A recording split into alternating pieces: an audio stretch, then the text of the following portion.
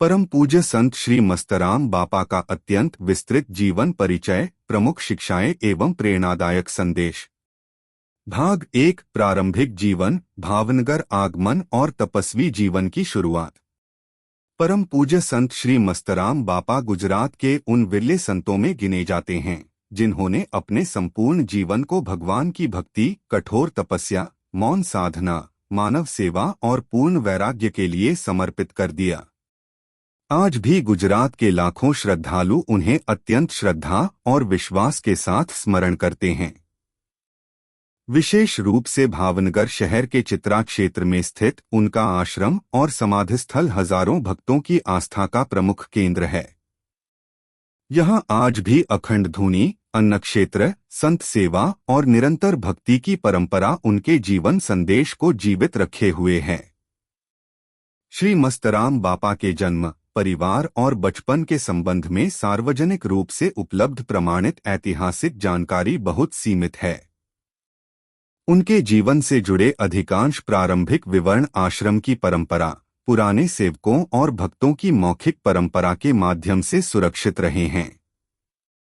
इसलिए जहां प्रमाणित ऐतिहासिक जानकारी उपलब्ध है, उसे उसी रूप में स्वीकार किया जाता है, जबकि कुछ घटनाएं स्थानीय श्रद्धा और लोक परंपरा पर आधारित हैं। इतना स्पष्ट है कि बचपन से ही उनका स्वभाव अत्यंत शांत, सरल, करुणामय और आध्यात्मिक था। सांसारिक आकर्षणों की अपेक्षा उनका मन ईश्वर भक्ति, साधु संतों की संगति और एकांत साधना में अधिक लगता था। उनके जीवन का सबसे महत्वपूर्ण और ऐतिहासिक रूप से स्मरण किया जाने वाला अध्याय सन 1971 से प्रारंभ होता है। यह वही समय था जब भारत और पाकिस्तान के बीच युद्ध चल रहा था। स्थानीय परंपराओं तथा चित्रा आश्रम से जुड़े सेवकों के अनुसार उसी वर्ष श्री मस्तराम बापा उत्तर दिशा की ओर से रेल की पटरियां पार करते हुए भावनगर के निकट स्थित चित्रा गांव पहुंचे। वहां उन्होंने सबसे पहले भगवान श्री हनुमान जी के मंदिर परिसर में कुछ समय तक निवास किया। उनकी जीवन शैली अत्यंत सादा थी। वे किसी प्रकार की सुविधा, सम्मान या प्रसिद्धि की इच्छा नहीं रखते थे। कुछ समय बाद वे भावनगर शहर के प्राचीन और प्रसिद्ध जशोनाथ महादेव मंदिर में जाकर रहने लगे और वहां भी एकांत साधना करते रहे। किंतु कुछ समय पश्चात वे पुनः चित्रा गांव लौट आए। इसके बाद उन्होंने हनुमान जी मंदिर के सामने सड़क के दूसरी ओर भगवान श्री हनुमान की प्रतिमा की ओर मुख करके एक स्थान पर बैठकर अपनी तपस्या प्रारंभ कर दी। यही स्थान आगे चलकर उनकी तपोभूमि और लाखों श्रद्धालुओं की आस्था का केंद्र बन गया। भावनगर के लोगों ने जब उनके तपस्वी जीवन, पूर्ण वैराग्य और अद्भुत आत्मसंयम को देखा, तब धीरे धीरे उन्हें एक महान संत के रूप में स्वीकार करना प्रारंभ किया। उन्होंने कभी स्वयं को गुरु घोषित नहीं किया, न ही अपने लिए किसी प्रकार का प्रचार किया। वे मौन रहते, साधना करते और आने वाले प्रत्येक व्यक्ति को समान दृष्टि से देखते थे। उनके शांत और तेजस्वी व्यक्तित्व का लोगों पर इतना गहरा प्रभाव पड़ता था कि बिना कुछ बोले भी वे लोगों के मन में श्रद्धा, विश्वास और आत्मिक शांति का संचार कर देते थे। श्री मस्तराम बापा के जीवन की सबसे विलक्षण विशेषताओं में से एक उनका लगभग 33 वर्षों तक निरंतर मौन व्रत था। चित्रा आश्रम की परंपरा और वहां के वरिष्ठ सेवकों के अनुसार भावनगर आने के बाद उन्होंने ऐसा मौन धारण किया कि उनके जीवन काल में किसी ने उनके मुख से कोई शब्द नहीं सुना। वे बिना बोले ही अपने संपूर्ण जीवन का संदेश दे रहे थे। उनका मौन केवल बोलना छोड़ देना नहीं था, बल्कि वह गहन आत्मसाधना, ईश्वर में पूर्ण लीनता और आंतरिक शांति का जीवंत प्रतीक था। अनेक श्रद्धालु केवल उनके दर्शन करके ही मानसिक शांति और आध्यात्मिक संतोष का अनुभव करते थे। उनका दैनिक जीवन अत्यंत तपस्वी था। वे अधिकांश समय एक ही स्थान पर, एक ही आसन में भगवान श्री हनुमान की ओर मुख करके ध्यानमग्न रहते थे। श्रद्धालु जो भी भोजन श्रद्धापूर्वक उनके पास लाते, वे उतना ही प्रसाद समझकर ग्रहण कर लेते। यदि किसी दिन भोजन नहीं मिलता, तो वे उसे ईश्वर की इच्छा मानकर बिना किसी शिकायत के उपवास करते और उसी शांत भाव से अपनी साधना में लीन रहते। उन्होंने कभी किसी से कुछ मांगा नहीं, न ही अपनी आवश्यकताओं के लिए किसी पर निर्भर रहने का आग्रह किया। उनका संतोष, त्याग और आत्मसंयम लोगों के लिए प्रेरणा का विषय बन गया। धीरे धीरे चित्रा गांव और भावनगर के आसपास के लोग बड़ी संख्या में उनके दर्शन के लिए आने लगे। कोई अपनी पारिवारिक समस्या लेकर आता, कोई मानसिक शांति की तलाश में आता, तो कोई केवल उनके दर्शन कर आशीर्वाद प्राप्त करना चाहता था। यद्यपि वे मौन रहते थे, फिर भी उनके दर्शन मात्र से लोगों को अद्भुत आत्मविश्वास, धैर्य और आंतरिक शांति का अनुभव होता था। अनेक श्रद्धालुओं का विश्वास है कि मस्तराम बापा के सान्निध्य ने उनके जीवन में सकारात्मक परिवर्तन लाए। ऐसे अनुभव भक्तों की श्रद्धा और लोक परंपरा का हिस्सा हैं और आज भी चित्रा आश्रम में सुनने को मिलते हैं। समय के साथ चित्रा का यह स्थान केवल एक साधना स्थल नहीं रहा, बल्कि सेवा, श्रद्धा और भक्ति का केंद्र बन गया। यहाँ आने वाले प्रत्येक व्यक्ति को समान सम्मान मिला। जाति, धर्म, भाषा, धन या सामाजिक स्थिति के आधार पर कभी कोई भेदभाव नहीं किया गया। यही संभाव आगे चलकर मस्तराम बापा के जीवन की सबसे बड़ी पहचान बना। उनका जीवन लोगों को यह सिखाने लगा कि सच्चा संत वही है जो स्वयं सादगी से जीवन जिए, किसी से कुछ न मांगे, सबके लिए समान प्रेम रखे और अपना संपूर्ण जीवन भगवान तथा मानवता की सेवा के लिए समर्पित कर दे। श्री मस्तराम बापा के भावनगर आगमन ने केवल एक संत के निवास का इतिहास नहीं रचा, बल्कि उसने भावनगर की आध्यात्मिक परंपरा को नई दिशा दी। चित्रा का छोटा सा स्थान धीरे धीरे हजारों श्रद्धालुओं की आस्था का केंद्र बन गया। आज भी वहां पहुंचने वाला प्रत्येक श्रद्धालु मस्तराम बापा के मौन, तप, त्याग और सादगी को अनुभव करता है। उनका जीवन यह संदेश देता है कि आध्यात्मिक महानता शब्दों से नहीं, बल्कि जीवन के आचरण, सेवा, आत्मसंयम और ईश्वर के प्रति पूर्ण समर्पण से प्राप्त होती है। भाग 2, कठोर साधना, चित्रा आश्रम, अखंड धूनी, अन्न क्षेत्र और लोक सेवा।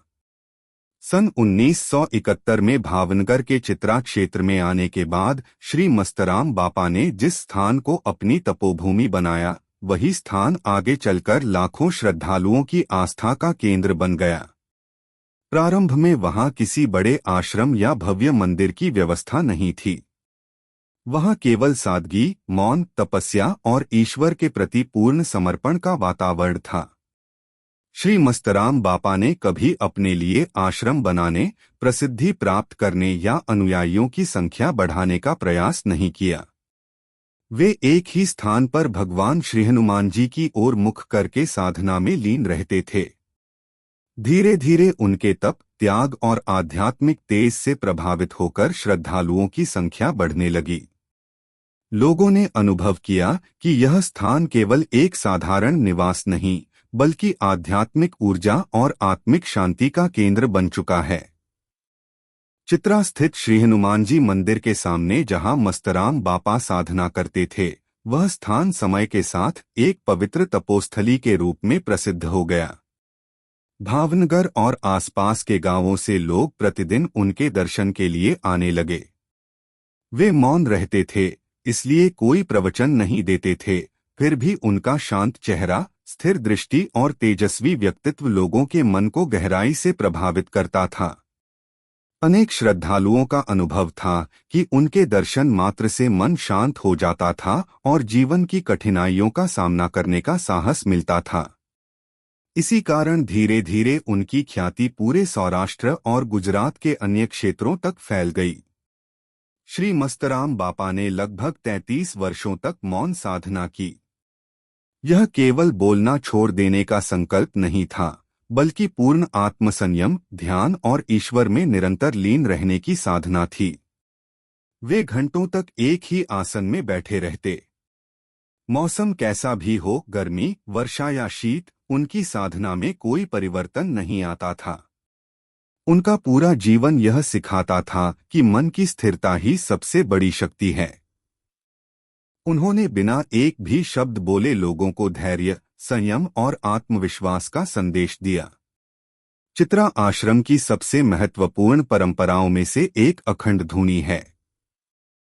यह धूनी केवल अग्नि नहीं, बल्कि तप, त्याग, साधना और आध्यात्मिक ऊर्जा का प्रतीक मानी जाती है। श्रद्धालु आज भी इस धूनी के दर्शन कर अपने जीवन में सकारात्मक ऊर्जा और ईश्वर की कृपा का अनुभव करते हैं। भारतीय संत परंपरा में धूनी का विशेष महत्व है। यह साधक के निरंतर तप और आत्मशुद्धि का प्रतीक मानी जाती है। मस्तराम बापा के आश्रम की धूनी भी उसी परंपरा को आगे बढ़ाती है और श्रद्धालुओं के लिए प्रेरणा का स्रोत बनी हुई है। मस्तराम बापा का जीवन केवल तपस्या तक सीमित नहीं था। उन्होंने सेवा को भी उतना ही महत्व दिया। उनके जीवन से प्रेरित होकर चित्रा आश्रम में अन्न क्षेत्र की परंपरा प्रारंभ हुई, जहां आने वाले प्रत्येक श्रद्धालु को प्रेमपूर्वक भोजन कराया जाता है। यहां किसी व्यक्ति से उसकी जाति, धर्म, भाषा, आर्थिक स्थिति या सामाजिक पहचान नहीं पूछी जाती। जो भी श्रद्धा से आता है, उसे प्रसाद स्वरूप भोजन प्राप्त होता है। यह परंपरा मस्तराम बापा के उस जीवन दर्शन को साकार करती है कि भगवान के दरबार में सभी समान हैं और किसी भी भूखे व्यक्ति को भोजन कराना सबसे बड़ा पुण्य है। चित्रा आश्रम में आने वाले संतों, यात्रियों और जरूरतमंद लोगों का सदैव सम्मान किया जाता रहा है। यह परंपरा आज भी निरंतर चल रही है। यहाँ सेवा करने वाले स्वयंसेवक किसी प्रकार के दिखावे के बिना निस्वार्थ भाव से कार्य करते हैं। वे आश्रम की स्वच्छता, भोजन व्यवस्था, श्रद्धालुओं की सहायता और धार्मिक कार्यक्रमों का संचालन करते हैं। यह सेवाभाव मस्तराम बापा के जीवन का जीवंत विस्तार है। उन्होंने स्वयं कभी सेवा का प्रचार नहीं किया, लेकिन उनका जीवन देखकर हजारों लोगों ने सेवा को ही अपनी साधना बना लिया। मस्तराम बापा का एक अत्यंत प्रेरणादायक पक्ष उनका पूर्ण संतोष था। वे जो भोजन श्रद्धालु श्रद्धापूर्वक लाते, उसी को प्रसाद मानकर ग्रहण कर लेते। यदि किसी दिन भोजन उपलब्ध नहीं होता, तो वे बिना किसी शिकायत के उपवास कर लेते। उन्होंने कभी किसी से कुछ मांगा नहीं और न ही अपनी आवश्यकताओं के लिए आग्रह किया। उनका यह जीवन आज के उपभोक्तावादी युग में अत्यंत प्रेरणादायक है। वे बताते थे कि मनुष्य की आवश्यकताएं सीमित होती हैं, लेकिन इच्छाएं असीमित हो जाती हैं। यदि इच्छाओं पर नियंत्रण कर लिया जाए, तो जीवन में शांति अपने आप आ जाती है। मस्तराम बापा के मौन का अर्थ लोगों से दूरी बनाना नहीं था। वे बोलते नहीं थे, लेकिन प्रत्येक आने वाले व्यक्ति पर करुणा और प्रेम की दृष्टि रखते थे। अनेक श्रद्धालु बताते हैं कि वे बिना कुछ कहे ही व्यक्ति की मनःस्थिति को समझ लेते थे। लोग अपनी समस्याएं उनके सामने बैठकर मन ही मन प्रार्थना करते और मानसिक शांति का अनुभव करते थे। भक्त परंपरा में ऐसे अनेक अनुभव सुनने को मिलते हैं। इन अनुभवों को श्रद्धालु अपनी आस्था का विषय मानते हैं और इन्हें उसी रूप में समझा जाना चाहिए। समय के साथ चित्रा आश्रम केवल भावनगर का नहीं, बल्कि पूरे गुजरात का एक महत्वपूर्ण आध्यात्मिक केंद्र बन गया। यहाँ वर्ष भर श्रद्धालुओं का आगमन बना रहता है। विशेष अवसरों पर हजारों लोग एकत्र होकर भजन, सत्संग, सेवा और अन्नदान में भाग लेते हैं। मस्तराम बापा की पुण्यतिथि और अन्य धार्मिक अवसरों पर बड़ी संख्या में श्रद्धालु यहाँ पहुँचते हैं। उनके जीवन से प्रेरित होकर अनेक सामाजिक और धार्मिक सेवा कार्य भी निरंतर संचालित होते हैं। श्री मस्तराम बापा ने अपने जीवन से यह सिद्ध किया कि सच्चे संत की पहचान उसके शब्दों से नहीं, बल्कि उसके जीवन से होती है। उन्होंने कोई बड़ा ग्रंथ नहीं लिखा, लंबे प्रवचन नहीं दिए, न ही स्वयं को चमत्कारी संत बताया। उनका मौन, उनका तप, उनका संतोष और उनका सेवाभाव ही उनका सबसे बड़ा उपदेश था। उन्होंने अपने आचरण से लोगों को सिखाया कि ईश्वर तक पहुंचने का मार्ग दिखावे से नहीं, बल्कि सादगी, अनुशासन, त्याग, सेवा और आत्मसंयम से होकर जाता है।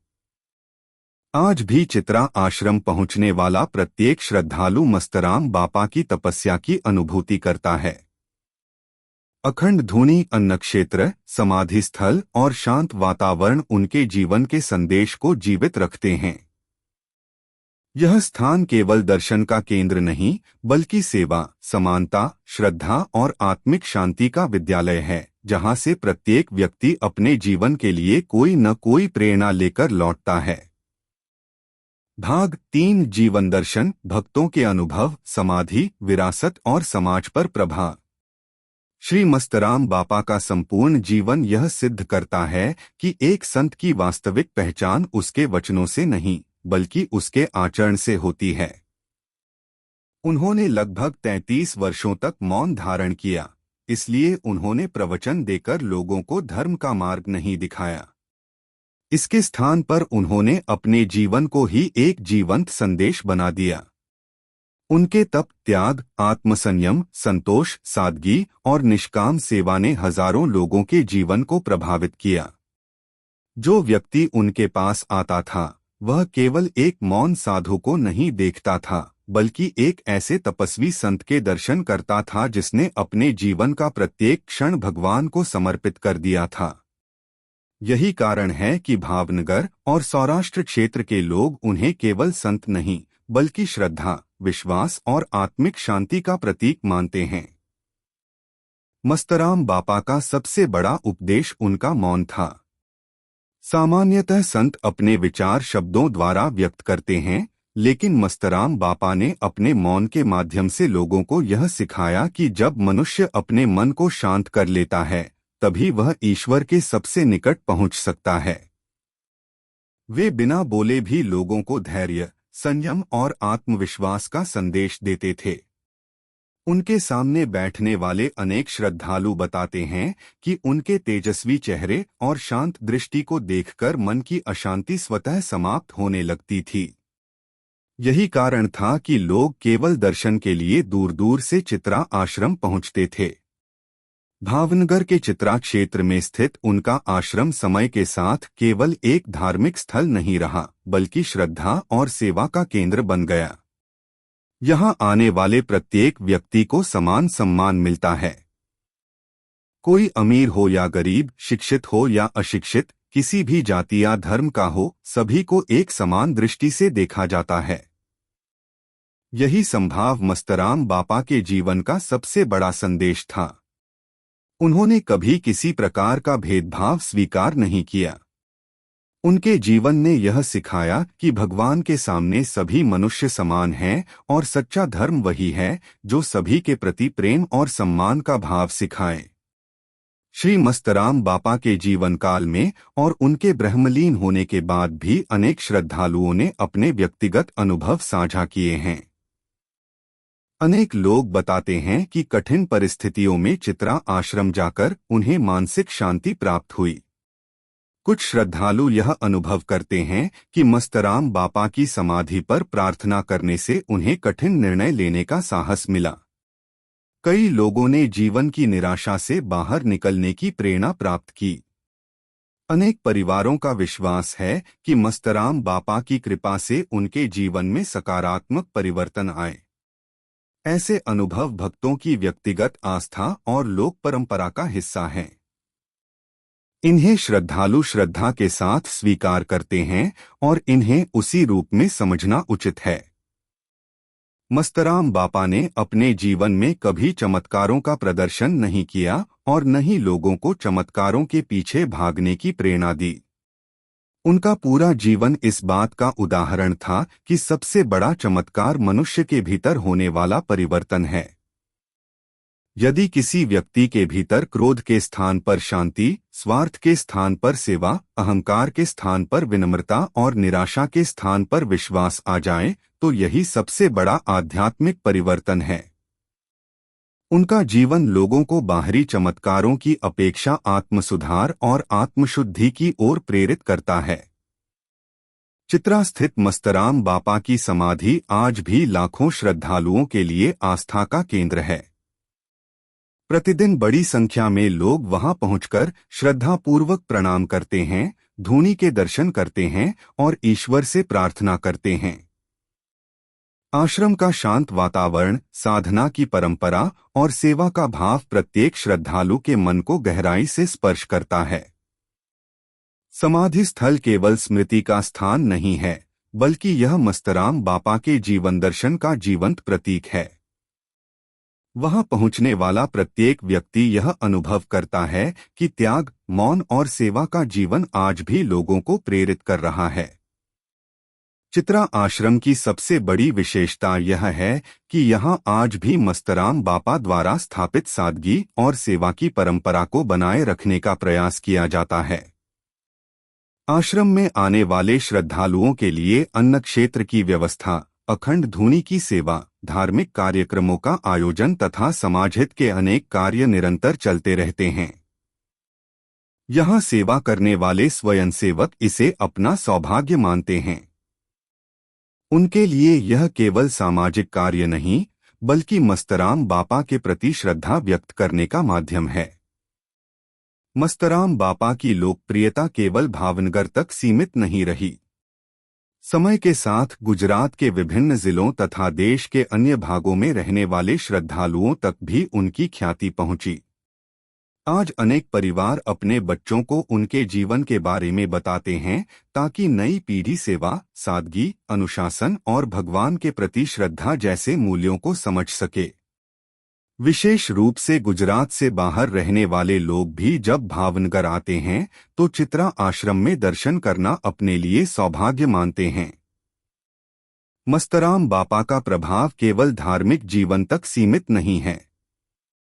उनका जीवन सामाजिक दृष्टि से भी अत्यंत प्रेरणादायक है। उन्होंने सिखाया कि किसी भी समाज की वास्तविक शक्ति उसके अच्छे संस्कार, सेवाभाव और आपसी प्रेम में होती है। यदि समाज का प्रत्येक व्यक्ति अपनी क्षमता के अनुसार किसी एक जरूरतमंद की सहायता करे तो अनेक समस्याओं का समाधान अपने आप हो सकता है।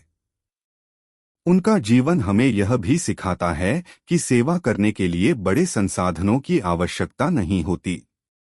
एक मधुर वचन, एक समय का भोजन, किसी दुखी व्यक्ति को सहारा देना और किसी निराश व्यक्ति को आशा देना भी उतनी ही बड़ी सेवा है। आज का युग तेज गति, तनाव, प्रतिस्पर्धा और भौतिक इच्छाओं का युग है। ऐसे समय में मस्तराम बापा का जीवन और भी अधिक प्रासंगिक हो जाता है। उन्होंने अपने मौन और सादगी से यह संदेश दिया कि मनुष्य यदि प्रतिदिन कुछ समय आत्मचिंतन, प्रार्थना और ईश्वर के स्मरण में लगाए तो उसका मन शांत रहेगा। यदि वह अपनी आवश्यकताओं को सीमित रखे, ईमानदारी से परिश्रम करे और दूसरों की सहायता करे तो उसका जीवन अधिक संतुलित और सुखी बन सकता है। उनका जीवन आधुनिक समाज को यह याद दिलाता है कि बाहरी उपलब्धियों के साथ साथ आंतरिक शांति भी उतनी ही आवश्यक है। मस्तराम बापा की विरासत केवल उनका आश्रम या समाधि नहीं है। उनकी सबसे बड़ी विरासत वह सेवा परंपरा है जो आज भी चित्रा आश्रम में जीवित है। अखंड धूनी, अन्न क्षेत्र, संत सेवा, श्रद्धालुओं का सत्कार और निस्वार्थ सेवा का भाव उनके जीवन के आदर्शों को निरंतर आगे बढ़ा रहा है। यही कारण है कि वर्षों बाद भी उनकी लोकप्रियता और श्रद्धा में कोई कमी नहीं आई। उनके जीवन से प्रेरित होकर अनेक लोग सेवा, दान, सादगी और आध्यात्मिक जीवन को अपनाने का प्रयास कर रहे हैं। इस प्रकार श्री मस्तराम बापा का जीवन दर्शन केवल एक संत की व्यक्तिगत साधना की कथा नहीं है, बल्कि वह मानव जीवन को श्रेष्ठ बनाने का एक व्यावहारिक मार्ग है। उन्होंने बिना बोले यह सिखा दिया कि सच्ची भक्ति दिखावे में नहीं, बल्कि आत्मसंयम में है। सच्चा धर्म भेदभाव में नहीं, बल्कि संभाव में है। सच्ची पूजा केवल मंदिरों में नहीं, बल्कि मानव सेवा में है। और सच्ची महानता प्रसिद्धि प्राप्त करने में नहीं, बल्कि दूसरों के जीवन में आशा, शांति और विश्वास जगाने में है। उनका जीवन आज भी लाखों लोगों के लिए प्रेरणा का अमिट स्रोत बना हुआ है और आने वाली पीढ़ियों को भी सेवा, त्याग, मौन, तपस्या और ईश्वर भक्ति के मार्ग पर चलने की प्रेरणा देता रहेगा। भाग 4 प्रमुख शिक्षाएं, प्रेरणादायक संदेश, वर्तमान जीवन में उनकी प्रासंगिकता तथा निष्कर्ष।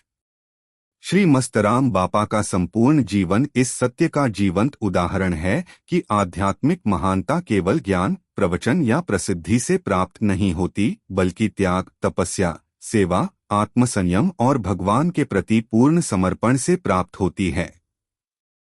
उन्होंने अपने जीवन में न तो बड़े बड़े उपदेश दिए और न ही अपने चमत्कारों का प्रचार किया। उनका मौन, उनकी साधना, उनका संतोष और उनकी सादगी ही उनका सबसे बड़ा संदेश था। उन्होंने अपने जीवन से यह सिद्ध किया कि जब मनुष्य स्वयं बदलता है, तभी समाज में वास्तविक परिवर्तन आता है। उनका जीवन आज भी हर उस व्यक्ति के लिए प्रेरणा है जो सच्ची शांति, संतुलित जीवन और ईश्वर के निकट जाने का मार्ग खोज रहा है। श्री मस्तराम बापा की पहली और सबसे महत्वपूर्ण शिक्षा मौन और आत्मचिंतन की थी। उन्होंने लगभग 33 वर्षों तक मौन धारण करके यह दिखाया कि मनुष्य जितना बाहर बोलता है, उससे कहीं अधिक उसे अपने भीतर सुनने की आवश्यकता होती है। उनका मौन केवल वाणी का त्याग नहीं था, बल्कि मन, बुद्धि और अहंकार को शांत करने की साधना थी।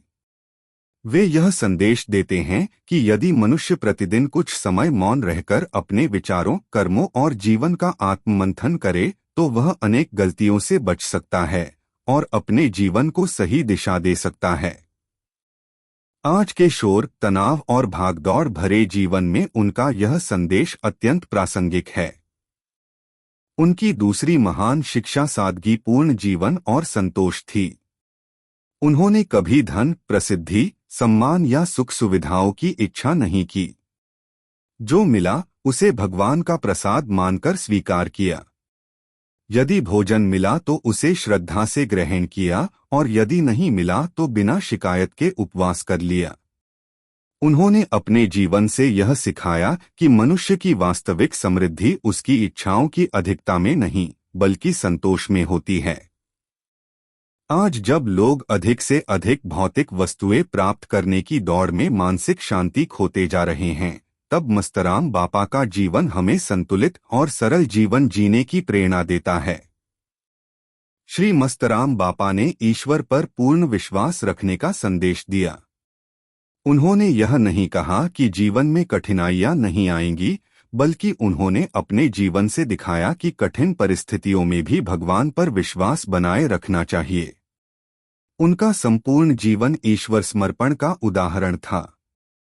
वे मानते थे कि मनुष्य अपना कर्तव्य पूरी ईमानदारी से करे और परिणाम भगवान पर छोड़ दे। यही भाव व्यक्ति को चिंता, भय और निराशा से मुक्त करता है। उन्होंने मानव सेवा को सर्वोच्च धर्म माना। यद्यपि उन्होंने स्वयं मौन जीवन व्यतीत किया, लेकिन उनके जीवन से प्रेरित होकर चित्रा आश्रम में अन्न क्षेत्र, संत सेवा और लोक सेवा की परंपरा विकसित हुई। यह उनके जीवन का सबसे बड़ा संदेश है कि यदि किसी भूखे को भोजन, किसी दुखी को सांत्वना, किसी रोगी को सहारा और किसी जरूरतमंद को सहायता मिलती है, तो वही भगवान की सच्ची पूजा है। उन्होंने दिखाया कि सेवा केवल धन से नहीं होती, प्रेम, समय, सहानुभूति और अच्छे व्यवहार से भी सेवा की जा सकती है। श्री मस्तराम बापा की एक और महत्वपूर्ण शिक्षा संभाव और समानता थी। उनके पास आने वाले प्रत्येक व्यक्ति के लिए उनके द्वार सदैव खुले रहते थे। उन्होंने कभी किसी के साथ जाति, धर्म, भाषा, संपत्ति या सामाजिक स्थिति के आधार पर भेदभाव नहीं किया। उनके लिए प्रत्येक मनुष्य भगवान की संतान था। उनका यह संदेश आज के समाज में सामाजिक समरसता, राष्ट्रीय एकता और मानवता की भावना को मजबूत करने वाला है। यदि प्रत्येक व्यक्ति दूसरों को समान सम्मान देना सीख जाए, तो समाज की अनेक समस्याएं स्वतः समाप्त हो सकती हैं। उन्होंने अहंकार त्याग और विनम्रता को आध्यात्मिक जीवन की सबसे बड़ी शक्ति बताया। उन्होंने कभी स्वयं को महान संत नहीं कहा और न ही अपने लिए किसी विशेष सम्मान की अपेक्षा की। वे स्वयं को केवल भगवान का सेवक मानते थे। उनका जीवन यह सिखाता है कि जितना बड़ा व्यक्ति बनो उतना ही अधिक विनम्र बनो। ज्ञान, धन, शक्ति और प्रतिष्ठा तभी सार्थक हैं जब उनका उपयोग समाज के कल्याण के लिए किया जाए। श्री मस्तराम बापा ने अनुशासन और आत्मसंयम का भी अद्भुत उदाहरण प्रस्तुत किया। वर्षों तक एक ही स्थान पर बैठकर साधना करना, सीमित भोजन करना, मौन रहना और कठिन परिस्थितियों में भी धैर्य बनाए रखना सामान्य बात नहीं है। उनका जीवन हमें सिखाता है कि यदि मनुष्य अपने मन और इंद्रियों पर नियंत्रण कर ले तो वह जीवन की किसी भी चुनौती का सामना कर सकता है। आत्मसंयम ही चरित्र निर्माण का आधार है और चरित्र ही मनुष्य की सबसे बड़ी पूंजी है। उनका जीवन हमें प्रकृति, पशु पक्षियों और सभी जीवों के प्रति करुणा रखने की भी प्रेरणा देता है।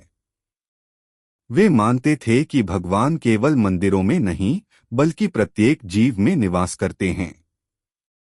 इसलिए किसी भी प्राणी को कष्ट न पहुंचाना और सभी के प्रति दया रखना सच्चे धर्म का हिस्सा है। यह शिक्षा आज पर्यावरण संरक्षण, पशु कल्याण और मानवीय संवेदनाओं के संदर्भ में भी अत्यंत महत्वपूर्ण है। यदि हम मस्तराम बापा के जीवन को आधुनिक समय की दृष्टि से देखें तो उनकी प्रत्येक शिक्षा आज पहले से कहीं अधिक उपयोगी दिखाई देती है। आज मनुष्य के पास साधन तो बहुत हैं, लेकिन शांति कम है। जानकारी बहुत है, लेकिन आत्मज्ञान कम है। सुविधाएं बहुत हैं, लेकिन संतोष कम है। ऐसे समय में मस्तराम बापा का मौन, सादगी, संतोष और ईश्वर भक्ति का मार्ग हमें जीवन का सही संतुलन सिखाता है।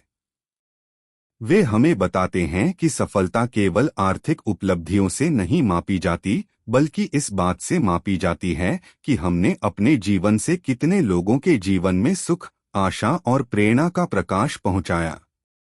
श्री मस्तराम बापा के जीवन से मिलने वाली प्रमुख शिक्षाएं यह हैं कि मौन आत्मज्ञान का मार्ग है, भगवान पर अटूट विश्वास जीवन की सबसे बड़ी शक्ति है, सादगी ही वास्तविक समृद्धि है, संतोष सबसे बड़ा धन है, सेवा सबसे बड़ी पूजा है, भूखे को भोजन कराना सर्वोच्च पुण्य है, सभी मनुष्यों के साथ समान व्यवहार करना सच्चा धर्म है, विनम्रता मनुष्य को महान बनाती है, अनुशासन और आत्मसंयम सफलता की नींव हैं, तथा ईश्वर का स्मरण मनुष्य को हर परिस्थिति में मानसिक शक्ति प्रदान करता है।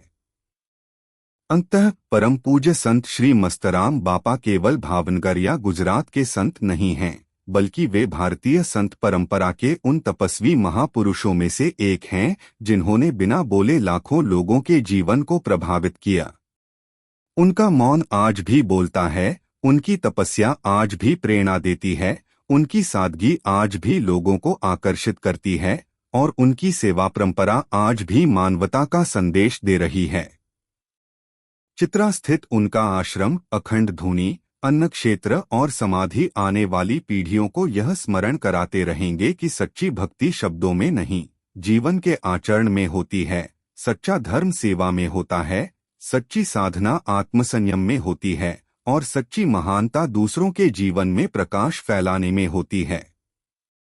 यही श्री मस्तराम बापा का अमर संदेश है जो युगों युगों तक मानवता का मार्गदर्शन करता रहेगा। अगर आपको यह वीडियो पसंद आया हो तो कृपया वीडियो को लाइक करें, हमारे चैनल को सब्सक्राइब करें और बेल आइकन अवश्य दबाएं ताकि हमारी हर नई और ज्ञानवर्धक वीडियो की जानकारी आपको सबसे पहले मिल सके। हमारा उद्देश्य सरल और उपयोगी ज्ञान को अधिक से अधिक लोगों तक पहुंचाकर अगली पीढ़ी तक ज्ञान का हस्तांतरण करना है। यदि आपको यह वीडियो उपयोगी लगा हो तो इसे अपने मित्रों, परिवार और सहकर्मियों के साथ अवश्य साझा करें। आपका एक लाइक, एक सब्सक्राइब और एक शेयर हमारे इस ज्ञान अभियान को आगे बढ़ाने में अमूल्य योगदान देता है। धन्यवाद।